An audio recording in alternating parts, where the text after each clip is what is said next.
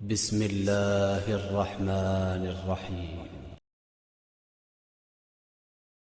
سلام و رحمت حاضر خدمت ہیں اس وقت ایک بار پھر السیرا کے مرکزی دفتر کراچی سے، اور آج روٹین سے ذرا ہٹ کے ایک ایپیسوڈ ہے، اور اس کی وجہ یہ ہے کہ بین الاقوامی طور پر جو اس وقت صورتحال بنی ہوئی ہے، بالخصوص ہمارے پڑوس میں ایران میں، اور جو ایک جنگ جاری ہے، اس سچویشن کو کیا ہم کس حیثیت سے دیکھ رہے ہیں، کیا سمجھ رہے ہیں، فوکاسٹ کیا ہو سکتی ہے، کس انداز میں یہ جائے گی آگے۔ اس کے لیے سب سے پہلے میں شکر گزار ہوں، جو آپ دونوں اسکرین پہ دیکھ سکتے ہیں دونوں شخصیات کا۔ سب سے پہلے میں شکر گزار ہوں سجاد شاہ جی کا، پروڈیوسر ہیں قائم ٹی وی سے، نقاد ہیں، ادیب ہیں، رائٹر ہیں، بہت یعنی ایک لمبی طویل فہرست ہے ان کے کارناموں کی۔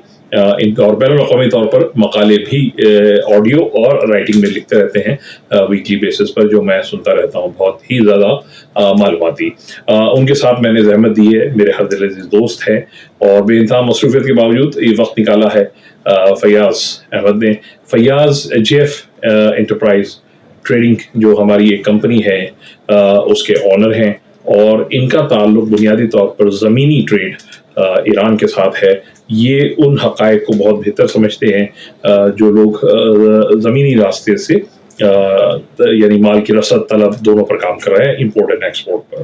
تو ان دونوں حضرات کو بلانے کا مقصد یہ ہے کہ ایک اس کا سیاسی پس منظر ہمیں بتا سکے، اور فیاض ہمیں اس کا معاشی پس منظر یا ٹریڈنگ کے حوالے سے منفی مثبت کیا اثرات مرتب ہونے جا رہے ہیں ہمارے مملکت خدا پاکستان میں۔ پہلے تو دونوں حضرات کو خوش آمدید اور السلام و رحمت۔ وعلیکم السلام۔ شروعات کرتے ہیں سب سے پہلے سجاد شاہ جی سے۔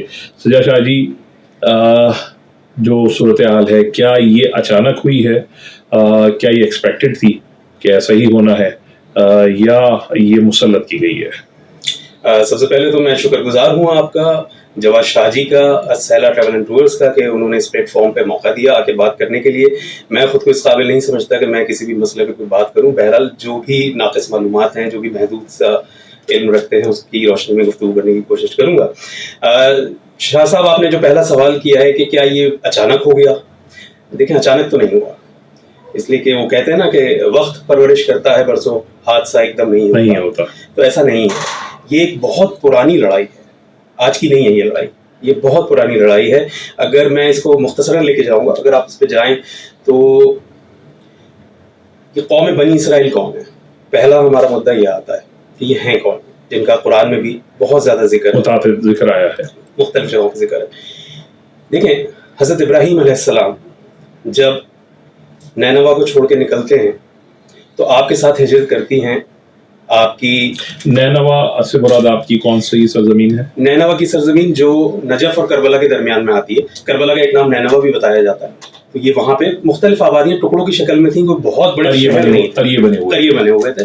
اسی طریقے سے آپ کو کربلا کے مختلف نام ملتے ہیں، قاریہ ملتا ہے، ماریا ملتا ہے، نینوا ملتا ہے، کربلا ملتا ہے، جو روایت میں آپ سنتے ہیں۔ اور بہت سارے شہروں کے پرانے نام تھے جو کہ اب تبدیل ہو گئے ہیں۔ بغداد ایک زمانے میں کرخ کہلاتا تھا، نجف ایک زمانے میں جو ہے وہ غری کہلاتا تھا، مختلف نام ہیں ان شہروں کے۔ تو حضرت ابراہیم جب وہاں سے ہجرت کرتے ہیں اپنی زوجہ جناب بی بی سارہ سلام اللہ علیہ کے ساتھ، اور ان کے ساتھ ان کے بھانجے جناب حضرت لوط علیہ السلام بھی ہوتے ہیں۔ تو میں مختصر کروں گا واقعے کو، تو ایک علاقے میں پہنچتے ہیں، یعنی آپ بتانا چاہ رہے ہیں کہ یہ قوم پرورش اور کیسے ان کا یہاں تک آیا۔ تو وہاں پہ ایک بادشاہ کے سے ان کی ملاقات ہوتی ہے۔ بادشاہ ان کو ایک کنیز جو ہے وہ ہدیے میں دیتے ہیں، وہ ان کا نام ہوتا ہے ہاجرہ۔ وہ ان کے ساتھ آ جاتے ہیں۔ یہ لوگ آ کے موجودہ جو فلسطین کا علاقہ ہے، کنعان کا علاقہ ہے، وہاں پہ رہائش اختیار کرتے ہیں۔ اسی لیے فلسطین کی جو زمین ہے یہ انبیاء کی سرزمین کہلاتی ہے، سرزمین انبیاء۔ کہا جاتا ہے کہ 70,000 سے زائد انبیاء وہاں مدفون ہیں۔ تو وہاں جس کو آپ بیت المقدس کہتے ہیں، یہ وہی مقام ہے جہاں سارے انبیاء آتے رہے، بہت سارے انبیاء کی جائے ولادت ہے وہ۔ اب یہاں کیا ہوتا ہے کہ حضرت ابراہیم بھی عمر رسیدہ ہو گئے ہیں، ان کی زوجہ کی بھی عمر بڑھ رہی ہے، اولاد نہیں ہوتی۔ تو جناب سارہ جو ہیں وہ جناب ابراہیم سے کہتی ہیں کہ آپ ہاجرہ سے شادی کر لیں۔ ان کے فورس کرنے پر حضرت ابراہیم علیہ السلام جو ہیں جناب ہاجرہ سے شادی کرتے ہیں، اور اس کے بعد ولادت کے ہو جاتی ہے حضرت اسماعیل علیہ السلام کی. تبھی انہی دنوں بی بی سارہ بھی جو ہیں وہ امید سے ہوتی ہیں اور ان کے یہاں ولادت ہوتی ہے حضرت اسحاق علیہ السلام. ٹھیک ہے, یعنی حضرت سارہ کی جو وہ صاحب اولاد ہوئیں ان سے جو بیٹا جنا گیا اس کا نام اسحاق, وہ اسحاق ہے, اور حضرت ہاجرہ سلام اللہ علیہ سے جو بیٹا پیدا ہوا وہ اسماعیل علیہ السلام. ٹھیک ہے. اب یہاں پہ وہ جو ایک آپ کہہ لیجیے کہ فطرت نسواں کا حصہ ہے, ایک جیلسی کا آ جانا, اور خاص کر جب اولاد کا معاملہ آ جائے کہ میرے بچے سے زیادہ اس کے بچے کو پیار کر لیا, تو ایسے ہی معاملات وہاں بھی ہوئے جس کا ذکر قرآن میں بھی آیا سب کچھ.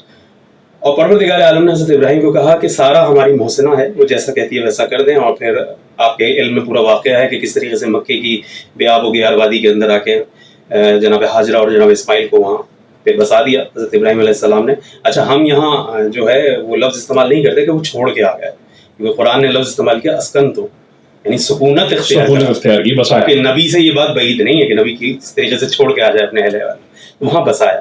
اور پھر ایک ریسٹ آف دا ہسٹری. اب صاحب دو نسلیں چلی, ایک چل رہی ہے فلسطین کے علاقے میں, ایک چل رہی ہے آپ کے نجد کے علاقے میں.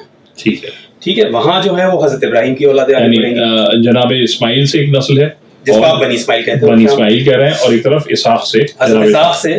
حضرت اسحاق کے بیٹے ہوئے حضرت یعقوب علیہ السلام. ٹھیک ہے. حضرت یعقوب علیہ السلام کا ایک لقب ہے اسرائیل. اچھا, تو ان کی اولادیں بنی اسرائیل کہلائیں. اچھا, ابن جو ہے واحد کا صیغہ ہوگا اور بنی کا صیغہ جو ہے وہ ایک سے زیادہ ہوگا. تو ان کی اولادیں کہہ رہے ہیں. حضرت یعقوب کے 12 بیٹے, ان 12 بیٹوں میں سے 4 کے نام بہت معروف ہیں. حضرت یوسف علیہ السلام, جناب بنیامین, جناب بینجامن بھی کہہ سکتے ہیں, لاوی اور یہودا, جو یوڈا کہلائے. انہی کی نسل جو ہے بعد میں یہودی کہلائی, یہودا کی نسل. اچھا, جو موجودہ یہودی آباد ہیں ان کی نسل جناب اسحاق, اسحاق سے یعقوب اور یعقوب سے یہودا. ایسا ہی ہے, بالکل ایسا ہی. اور پھر یہ آگے چلنا. جی ہاں, بالکل ایسا. اچھا, اس لیے حضرت اس یعقوب کو بنی اسرائیل کا لقب, حضرت یعقوب کا لقب ہے, اور ان کی اولاد بنی اسرائیل کہلائی. اور پھر یہ جو کہ سارے بھائی تھے مختلف علاقوں میں آباد ہوئے. حضرت یوسف کو جو کہ تخت مصر ملا تھا تو وہاں بھی یہ لوگ آباد ہوئے, اس لیے آپ کو بنی اسرائیل مصر میں بھی دکھائی دیے بعد میں. پھر اسی قوم میں حضرت موسیٰ علیہ السلام جیسا نبی آتا ہے. یعنی کہ ایک بڑا علاقہ میں ہر طور سے کہوں گا معاشی یا سماجی یا ثقافتی طور پر کافی مستحکم ہوا, اور وہ بنی اسرائیل کا. جی ہاں, بالکل ایسا ہی, بالکل ایسا ہی. ٹھیک ہے. یعنی کہ اس قوم کے بارے میں یہ بات کہی جاتی ہے کہ یہ پروردگار کی بڑی پسندیدہ قوم رہی ہے.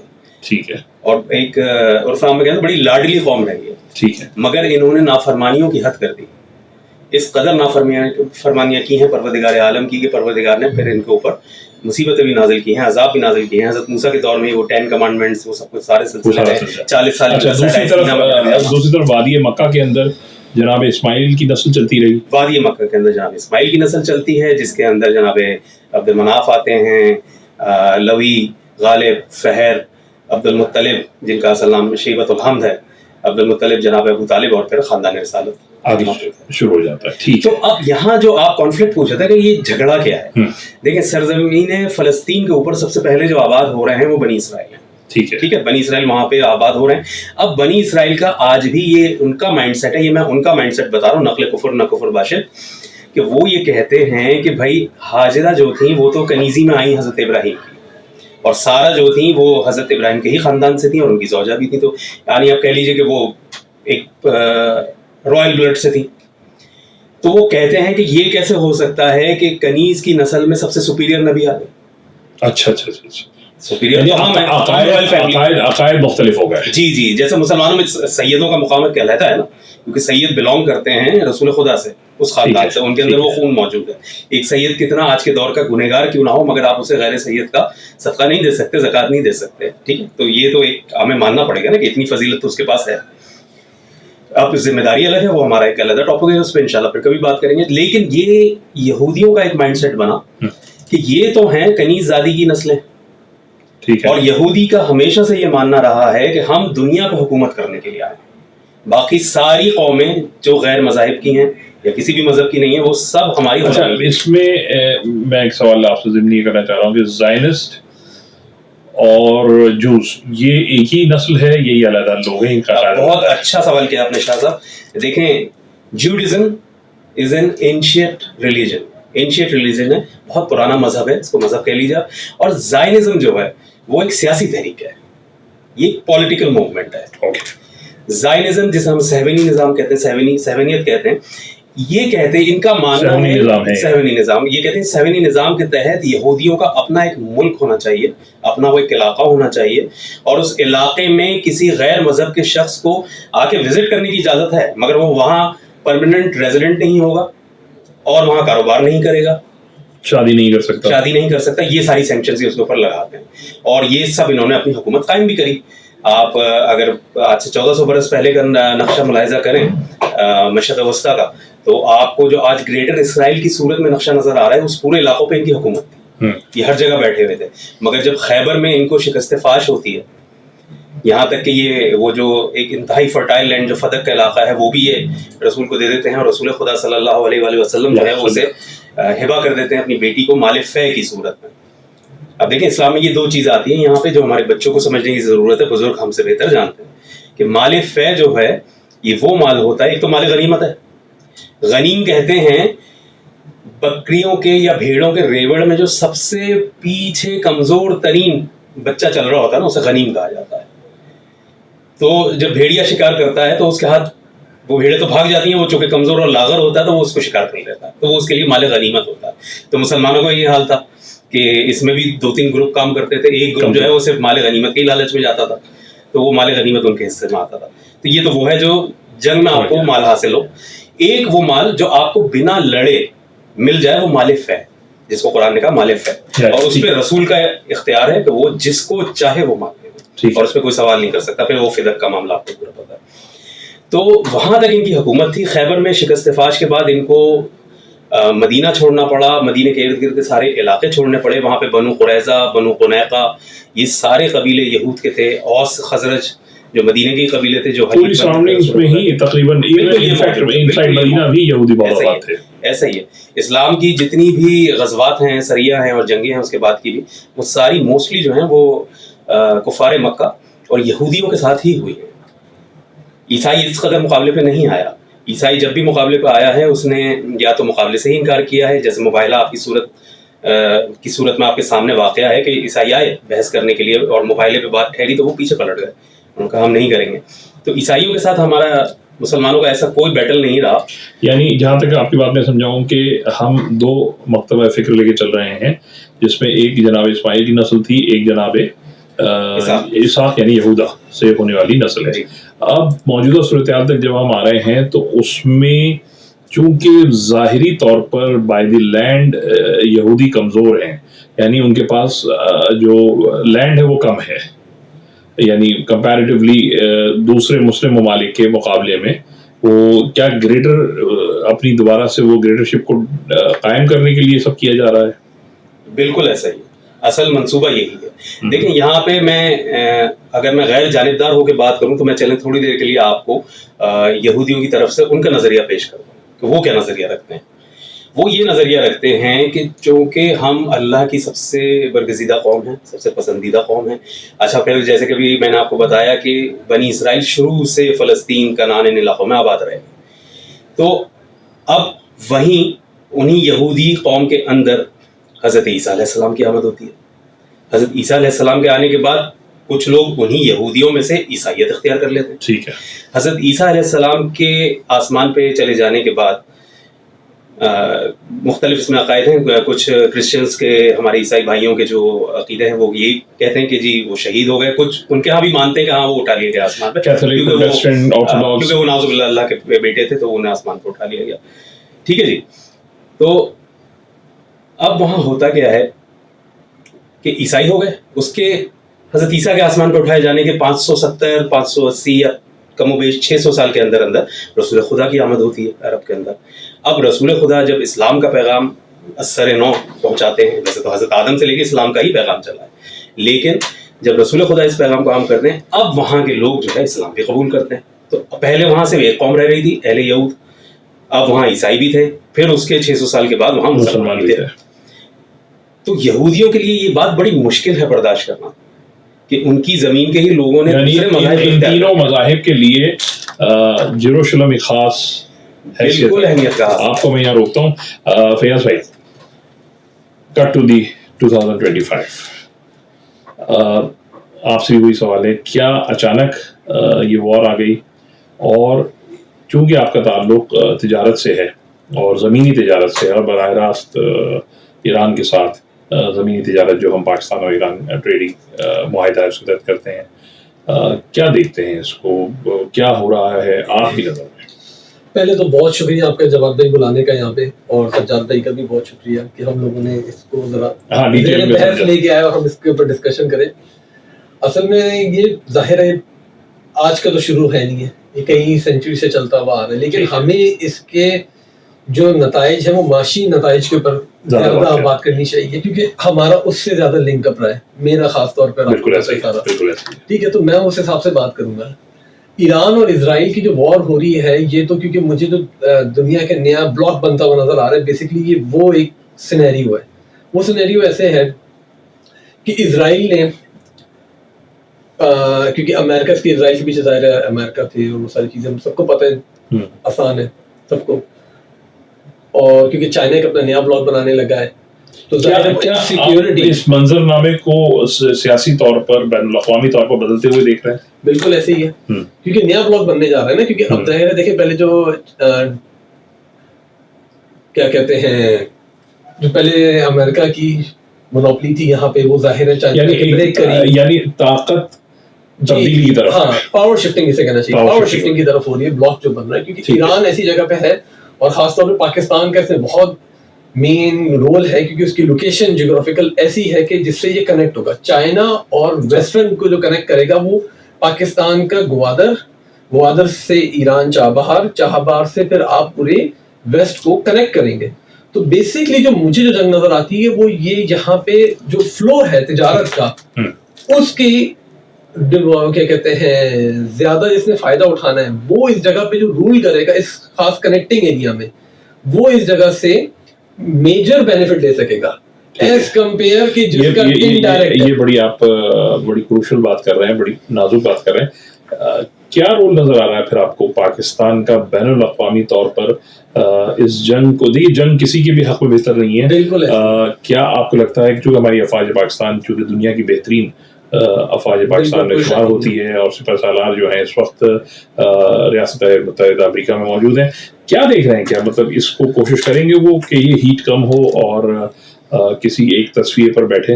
دیکھیں پہلی بات تو یہ ہے کہ جنگ تو کسی کے فائدے میں ہے ہی نہیں, بالکل بھی. مطلب اکانومیکلی بھی, لوگوں کے لیے بھی, لوگ بھی اس میں بیچارے شہید ہو جاتے ہیں, کچھ لوگ قتل ہو جاتے ہیں, اور کچھ لوگ معذور ہو جاتے ہیں. ضروری نہیں کہ مرنا ہی ہو, معاشی نقصان بہت زیادہ ہو جاتا ہے, اور ہم بہت پیچھے چلے جاتے ہیں. 50 سال ہم کم و بیش پیچھے چلے جاتے ہیں.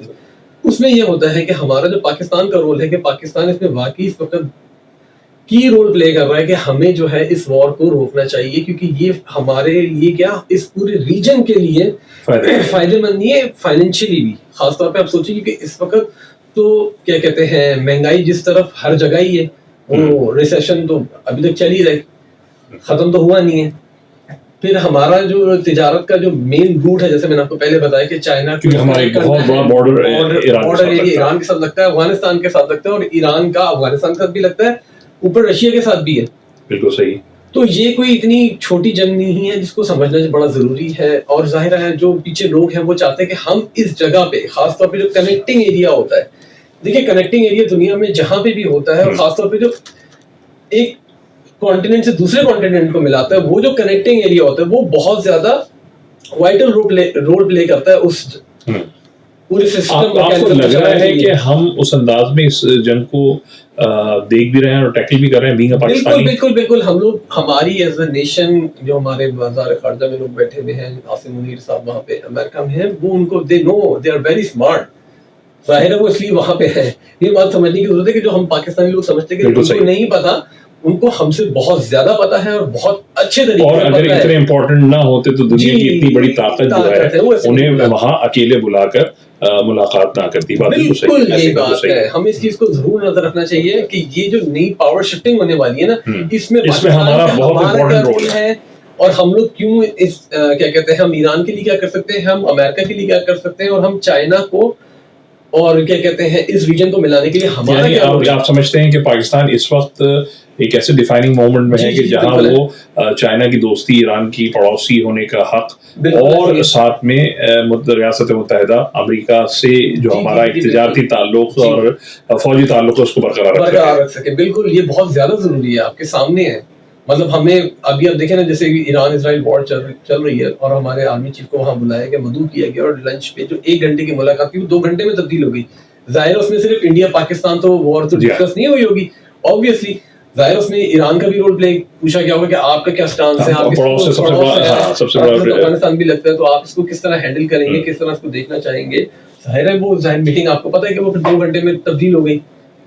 تو کوئی نہ کوئی تو اس کی ایسی بات ہوئی ہوگی جس کی وجہ سے آپ کے کیا پاکستان کوئی پیس پروسیس ان ممالک کو دے سکتا ہے؟ بالکل دے سکتا ہے، کیوں نہیں دے سکتا. ظاہر ہے دیکھیں امن کی طرف آئے، ظاہر ہے مطلب اس سے تو سب. آپ کو لگتا ہے کہ ایران کو یا ریاست متحدہ کو اس طرح کا کوئی بھی پرپوزل، دونوں کی بات کر رہا ہوں میں، قابل قبول ہوگا کہ بیٹھا جائے؟ کیونکہ میں سمجھتا ہوں کہ ہمارے سپہ سالار جو ہیں وہ یقیناً اس پر بڑا زور دیں گے کہ امن علاقے میں قائم ہو. اور ہم جیسے کہ ہم امن کے ہی دلدادہ ہیں، ہم نے پچھلے دنوں بھی ہندوستان کے ساتھ ایگریشن نہیں دکھایا، کافی دنوں تک 2 سے 3 دن ہم نے برداشت کیا تھا کہ ہم جوابی کارروائی نہیں کر رہے. ہم چاہتے تھے کہ اس معاملے کو ڈائیورٹ، لیکن پھر جب وہاں سے معاملات نہیں ہوئے تو ایک تھوڑی بہت کارروائی کر کے ہم نے ان کو پیچھے کیا. اسی طرح یہاں بھی تھوڑا سا آپ کو لگتا نہیں کہ ضد کا ایلیمنٹ شامل ہے ریاست میں، اور پھر ایران میں، اور پھر صہیونی ریاست کے اندر بھی؟ ہاں بالکل آپ صحیح کہہ رہے ہیں کہ ضد کا عنصر اس لیے شامل ہے کیونکہ وہ یہاں پہ ایک ریجیم چینج چاہتے ہیں. وہ چاہتے ہیں کہ یہاں پہ جو بھی بندہ آ کے بیٹھے وہ ہمارے کنٹرول میں ہو، جیسے کہ اس کے سراؤنڈنگ میں، اسرائیل کے سراؤنڈنگ میں جارڈن ہو گیا، ایجپٹ ہو گیا، ان کے تابع ہے. تو وہ ایران سیریا ان کے تابع میں، اور باقی بھی مطلب سب کو پتا ہے کہ پورا بالکل صحیح کہہ رہا ہے تابع ہے. ٹھیک ہے، تو اب ایران بچا تھا. ایران ظاہر ان سے ریٹیلیٹ کر رہا تھا، ان کے ریزسٹنس میں تھا. تو اب ظاہر وہ چاہیں گے نا کہ اس بلاک کو وہ اپنے یوز کے لیے استعمال کریں، نہ کہ دوسرے کے یوز کے لیے. پاکستان نے ایک ریزولوشن پاس کری پارلیمنٹ کے اندر جو کہ ایران کی حمایت میں تھی، جس پر ایرانی پارلیمنٹ نے بڑا شکر گزار رہے پاکستانی حکومت کے. اس کو کس طرح دیکھتے ہیں آپ؟ نہیں، یہ تو ضروری تھا نا، کیونکہ ہمارے فیور میں یہ نہیں ہو سکتا نا کہ کوئی امریکن آ کے یا مطلب جو بھی چاہ رہے ہیں وہ لوگ آ کے بیٹھے، ریجیم آ کے بیٹھے، وہ تو ہمارے فیور میں ہو ہی نہیں سکتی.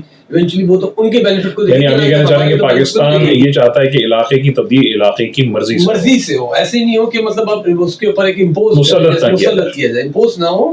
اگر تبدیلی چاہتے ہیں تو وہ بائی جو ہمارا سسٹم ہے الیکٹورل، الیکشن کے تھرو آپ چینج کر رہے ہیں، نہ کہ آپ ایک امپوز کر دیں. اور اگر آپ بائی فورس کریں گے تو اس کے نتائج اچھے نہیں نکلیں گے، کیونکہ ظاہر ہے وہ ایک سنگل ڈائریکشن کے اوپر رہے گا، وہ کبھی بھی ملٹیپل ڈائریکشنز کو نہیں دیکھ سکے گا. جیسے کہ پاکستان اس وقت ایجنڈا پھر ڈیفرنٹ ہو جاتا ہے، بالکل ایجنڈے کے تحت کام ہو رہا ہوگا. تو وہ پھر اس سے ایک اور بات سمجھنے کی ضرورت ہے کہ اس سے اگر کوئی ایجنڈا اس طرح کی امپوز کرے گا تو اس کا نقصان یہ فائنینشلی اس پورے ریجن کو بھی ہوگا. یہ نہیں کہ صرف ایگزیکٹلی کہ ایران کو ہوگا یا کسی اور کو ہوگا، وہ پورے ریجن اس چکر میں بلاک ہو جائے گا، اور وہ کسی کے فیور میں بھی نہیں ہوگا.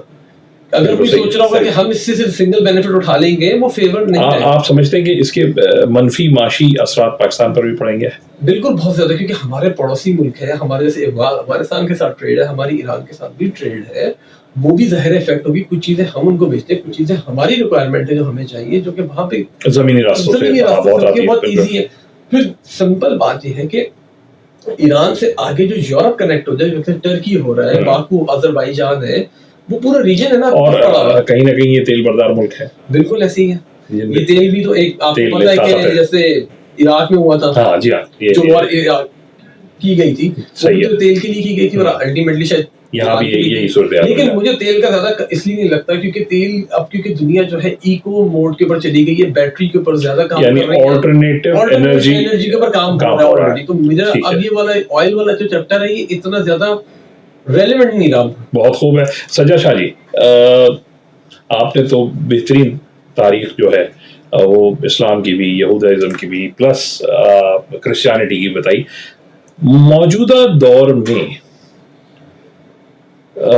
فارس آپ کو ایسا کیا دکھائی دیتا ہے کہ تھوڑا سا ضد ہے اور ایک خاصا ہے ان کا قومیات کا؟ ایسا لگتا ہے آپ کو؟ دیکھیں شاہ صاحب، جو بھی ملک جنگ میں پہل کرتا ہے نا، اس کے پیچھے صرف 2 ریزن ہوتے ہیں، ایک ضد ہوتی ہے، دوسرا تکبر ہوتا ہے. ٹھیک، یہ 2 چیزیں جو ہیں وہ انسان کو کہیں بھی جارحیت کرنے کے اوپر رک سکتی ہیں. اسی لیے ان سے ہر تو الامکان بچنا چاہیے. اس میں دیکھیں، پہلی چیز تو یہ ہے کہ ایران نے اس جنگ میں پہل نہیں کی ہے. پہل کس نے کی ہے اور پہل کس موقع پہ ہوئی ہے، وہ موقع بہت اہم ہے. کہ جس وقت امریکہ اور ایران کے مذاکرات چل رہے ہیں، مذاکراتی دور چل رہے ہیں، جس میں ثالثی کا کردار جو ہے وہ عمان ادا کر رہا ہے، کبھی روم میں ہوتے ہیں، کبھی اور کافی سیشن ہوتے ہیں جی. اور اس کے بعد ایران اس چیز کو واضح کر چکا تھا کہ ہم جو ہے وہ ایٹم بم نہیں بنا رہے، بلکہ ابھی ڈکلیریشن انہوں نے دی کہ ہمارے پاس نہیں ہے. آج تو بلکہ آپ کہہ لیجیے تو IAEA کا بیان آ گیا، انٹرنیشنل اٹامک انرجی ایجنسی کا، کہ اس نے کہہ دیا کہ نہیں، ایران کے پاس کوئی جوہری ہتھیار نہیں ہے. اور یہ آپ دیکھیں، ہمارے جو یہ پیارے پیارے امریکی ہیں، ان کی ہمیشہ سے یہ وتیرہ رہا ہے. لیبیا پہ انہوں نے یہی الزام لگایا کہ ان کے پاس خطرناک قسم کے اٹامک ہتھیار ہیں. اس کے بعد آپ دیکھیں تو سیریا کے اوپر جو چڑھائی ہوئی عرب اسپرنگ کے بعد، اس میں ٹھیک ہے، اس میں اتنا انکار نہیں ہے، بشار الاسد نے کیا وہ کام جو کیمیکل ویپنز یوز ہوئے عوام کے اگینسٹ، لیکن کیا اس کو سپورٹ کرنے میں کیا امریکی شامل نہیں تھے؟ یہ بھی تو دیکھنا پڑے گا نا آپ کو. اچھا، ایران عراق وار کے اگر آپ 8 سال لیتے ہیں 1980 سے 1988 تک، جس کے اندر عراق نے وہ کیمیکل ویپنز یوز کیے، اور ڈاکومنٹریز میں دیکھتے ہیں وہ لوگ گرے پڑے مرے ہوئے گلیوں میں، وہ پرووائڈ کس نے کیے تھے؟ عراق نے تو نہیں بنایا تھا. اور اس کے بعد انہوں نے جو جب کویت میں انویژن کرتا ہے عراق 90s میں، ارلی 90s میں، تو اس کے بعد جب انہوں نے وہاں پہ وہ ڈیزرٹ اسٹارم کے نام سے جو آپریشن کیا تھا، وہ تو ہمارا آنکھوں دیکھا ہے، کیونکہ اس وقت ہم آپ ہی سعودی عرب میں تھے، میں بھی سعودی عرب، president senior Bush, president of United States وہ تھے بالکل. اور اس زمانے میں انہوں نے عراق کے خلاف جو انویژن کیا وہ یہی کیا کہ ان کے پاس کیمیکل ہتھیار ہیں. اس زمانے میں جو ان کی جنرل تھے کولن پاول صاحب بڑے فرنٹ لائن پر اس پر بات کرتے تھے. بالکل صحیح ہے، بالکل ایسا ہی ہے. اور اس کے بعد آپ یہی فارمولا یہ یہاں اپنا رہے ہیں، جبکہ آپ جب ایک انٹرنیشنل ایجنسی موجود ہے جو اس چیز کی تصدیق کر رہی ہے کہ نہیں بھائی ایسا نہیں ہے.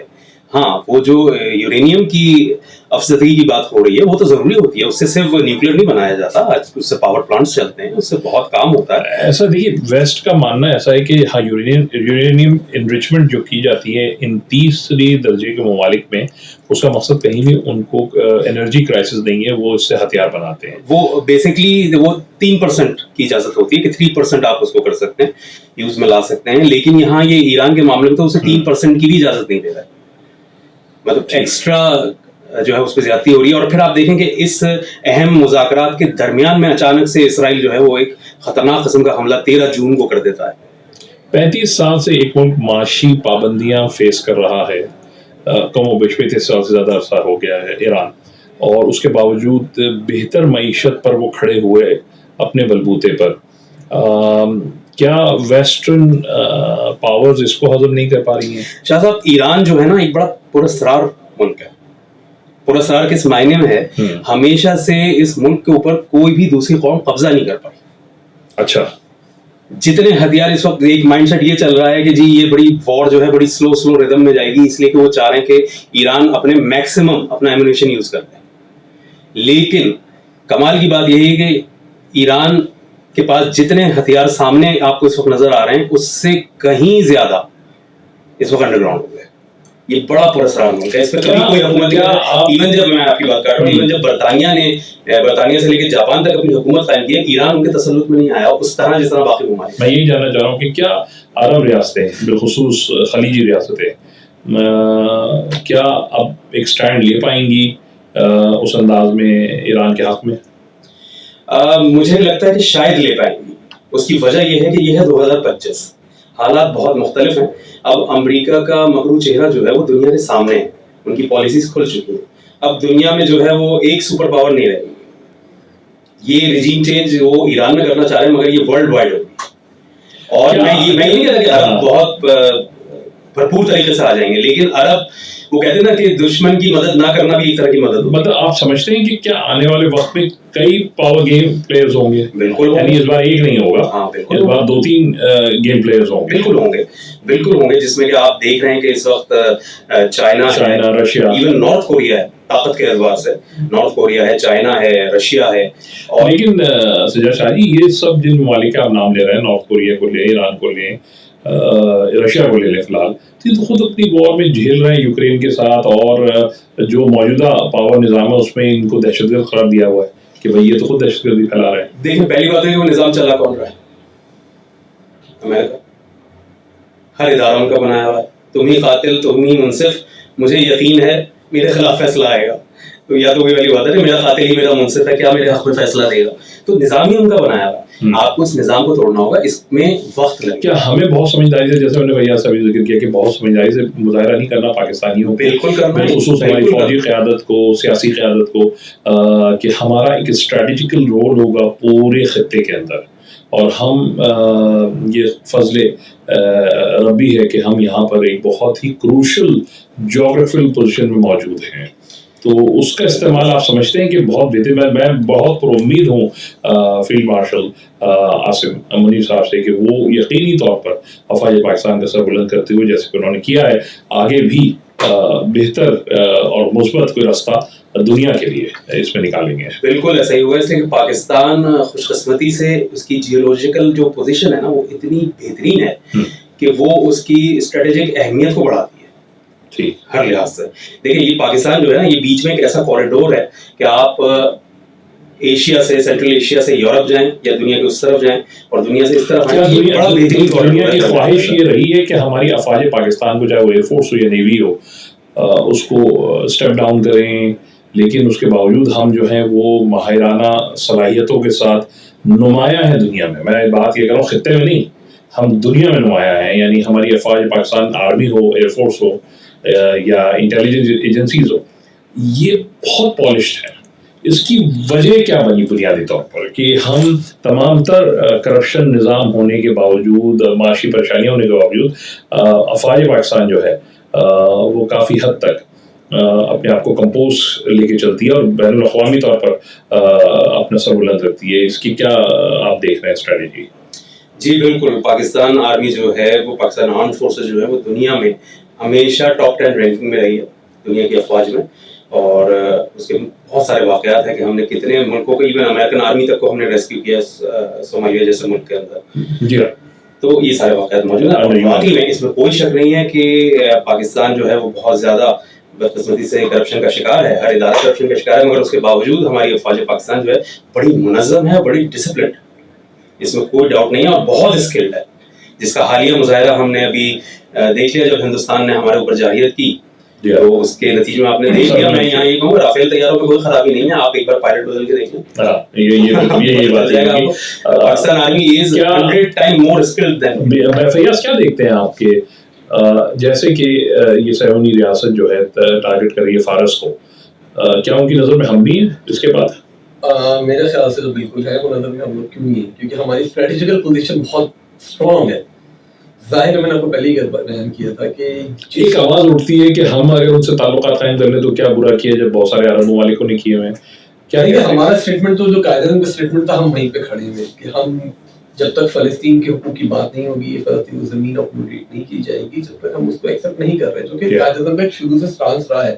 یہ نہیں کہ ہم کوئی آج نیا سٹانس لے کے آ رہے ہیں. جب تک وہ نہیں ہوگا ایز اے نیشن, میرے خیال سے یعنی غزہ میں جو خون معصوم لوگوں کا بہایا گیا, کیا وہ عذاب بن کے گر رہا ہے اس وقت ان پر؟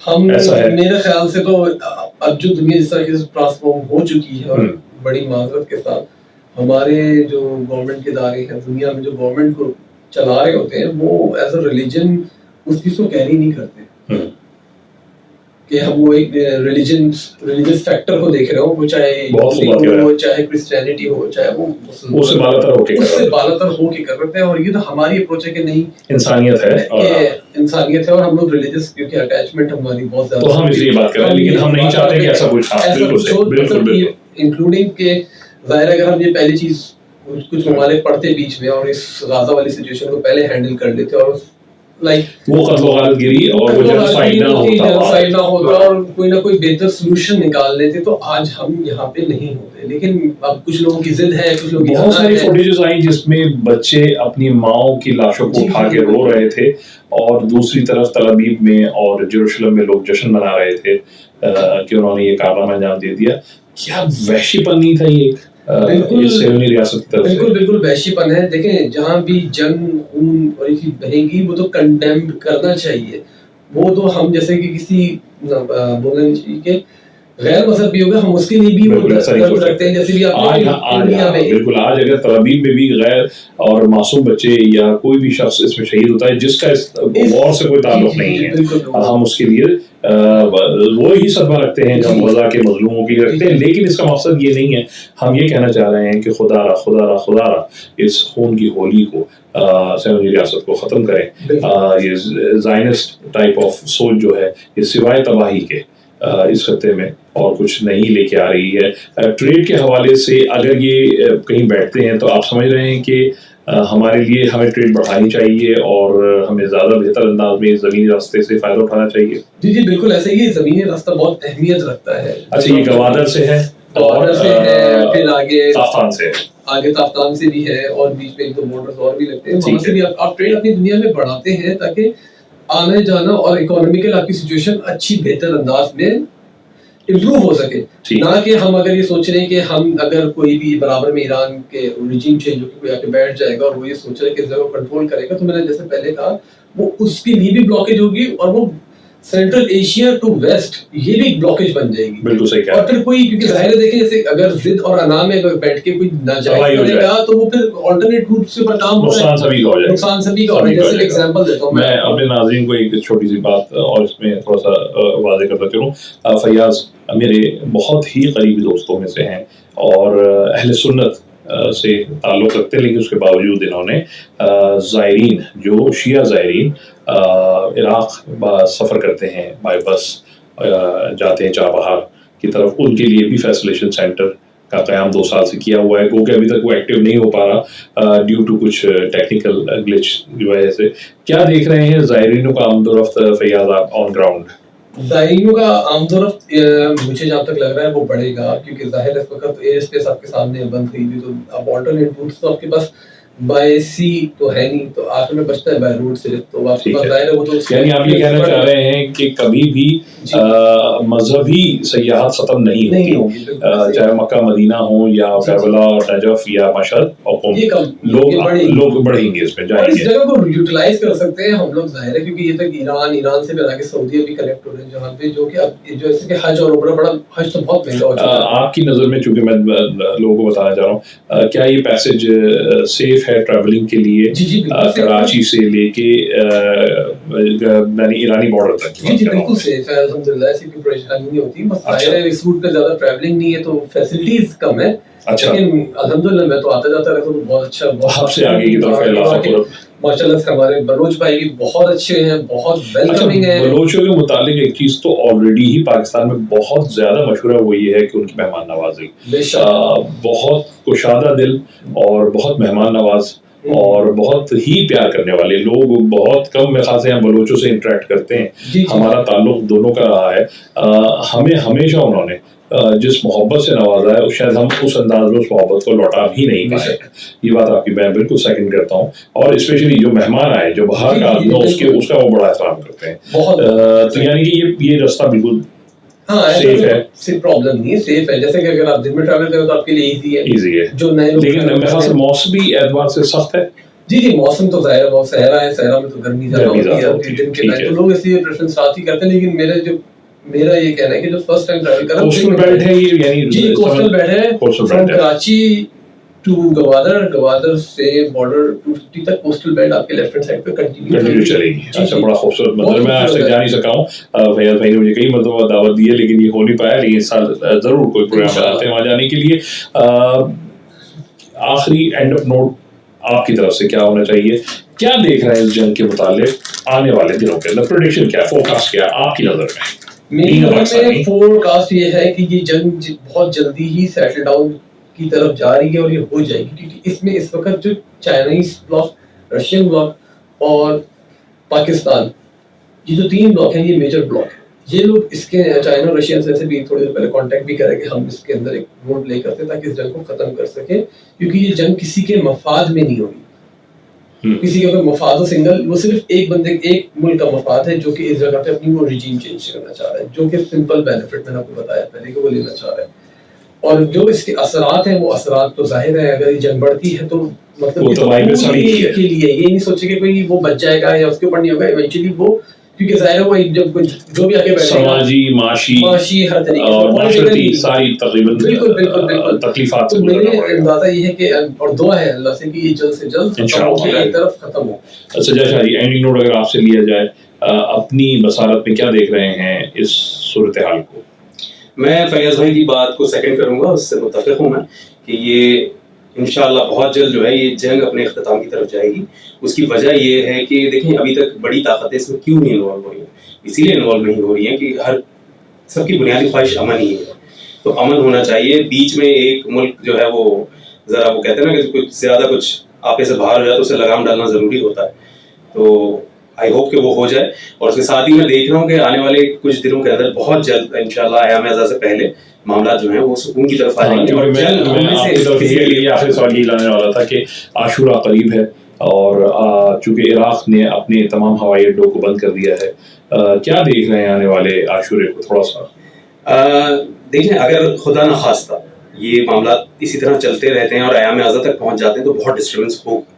ظاہر ہے فلائٹ آپریشنز بند ہوں گے، ایئر زون بلاک رہے گا. اس کی وجہ سے ایسا تو نہیں ہے کہ وہاں عزاداری نہیں کی جائے گی، مقامی لوگ بھی بہت ہیں. اور پھر بھی دیکھیں امام حسین علیہ السلام کی جو محبت ہے نا، اس میں لوگ اپنی جان بھی نہیں دیکھتے، پہنچ جاتے ہیں. یہاں مجھے ایک شعر یاد آ رہا ہے کہ فقیر شہر کو حیران قلندروں نے کیا، فقیر شہر کو حیران قلندروں نے کیا، گلی گلی نکل آئے علی علی کرتے. تو یہ تو نہیں رکے گا. جیسے کہ فیاض بھائی نے کہا کہ عمرہ ہے، روزہ رسول پہ حاضری ہے، جنت البقیع میں حاضری ہے، اسی طرح سے جتنے مقامات ہیں یہ ہماری تسکین ہے. بالکل، یہ تو کبھی نہیں رکے گا. یہ تو مسلمان کا نصب العین ہے. سب کچھ یہ چلتا رہے گا لیکن امن کے ساتھ چلے. یہ بہت اچھا ہے کیونکہ دیکھیں بقول ساحر لدھیانوی کہ جنگ تو خود ایک مسئلہ ہے، جنگ کیا مسئلوں کا حل دے گی، آگ اور خون آج بخشے گی، بھوک اور احتیاج کل دے گی. تو اس کے نتائج بڑے بھیانک ہوں گے اور پاکستان اس میں بہت سمجھداری کے ساتھ اپنا رول پلے کر رہا ہے اور کرنا چاہیے.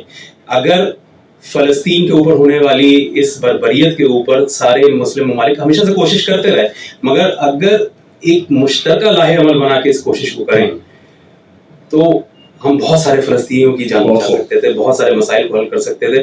یہ مظلوموں کے ساتھ نہیں ہے. مولا علی علیہ السلام نے اپنی وصیت جو کی تھی امام حسن علیہ السلام اور امام حسین علیہ السلام کو، وہ فقط ان دو کے لیے نہیں تھی، وہ پوری امت مسلمہ کے لیے تھی کہ ہمیشہ ظالم کے خلاف رہنا، مظلوم کے مددگار رہنا. اس جنگ میں جو شخص یہ کہے گا کہ جی میں غیر جانبدار ہوں، میں سمجھتا ہوں اس کا حال جنگ صفین والا ہوگا کہ جب جنگ صفین کے بعد مولا کائنات سے کچھ لوگوں نے پوچھا کہ مولا کچھ لوگ تھے جنہوں نے آپ کا ساتھ دیا، کچھ لوگوں نے وہاں کا ساتھ دیا اور کچھ نیوٹرل ہو گئے، غیر جانبدار ہو گئے، تو ان کے لیے کیا حکم ہے؟ تو مولانا بڑا خوبصورت، بڑا بلاغت بڑا جملہ کہا تھا کہ بے شک انہوں نے باطل کا ساتھ نہیں دیا مگر حق کو تو چھوڑ دیا. تو میں پوری پاکستانی قوم سے یہ کہنا چاہوں گا کہ ہر آدمی جہاں جس جگہ ہے سوشل میڈیا کے ذریعے اپنے سرکل میں کوئی تقریر کر سکتا ہے تقریر کرے، کوئی لکھ سکتا ہے لکھے، کوئی بول سکتا ہے بولے، کوئی کچھ نہیں کر سکتا ڈی پی لگائے، پوسٹ لگائے، وہ بھی نہیں کرنا چاہتا تو فلسطینیوں کے حق میں، ایرانیوں کے حق میں، مسلمانوں کے حق میں دعا کرے. یہاں بس میں اپنی بات کا اختتام ایک قطعہ پہ کروں گا کہ جو لوگ صرف تماشا دیکھتے ہیں ان کے ساتھ ہوتا کیا ہے.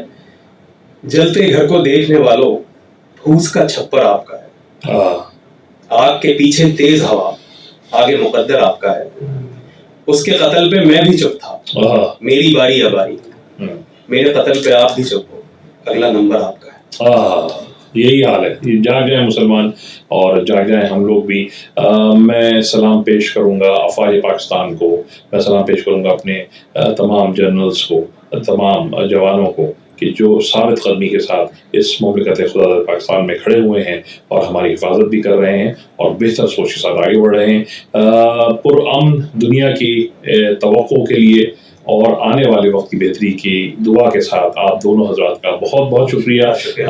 آنے والے وقتوں میں ہم اس موضوع پر اور اس سے منسلک دوسرے موضوعات پر آپ سے یقیناً رائے لیتے رہیں گے. جلد ملاقات ہوگی اور دیکھنے والوں سے بھی انشاءاللہ بہت جلد. جیسا آپ چاہیں گے, میں بار بار کہتا ہوں اپنی رائے کا اظہار کیجیے, ہمیں بتائیے ویسے پروگرام آپ تک پہنچے. جزاک اللہ, شکریہ, ملاقات ہوتی ہے.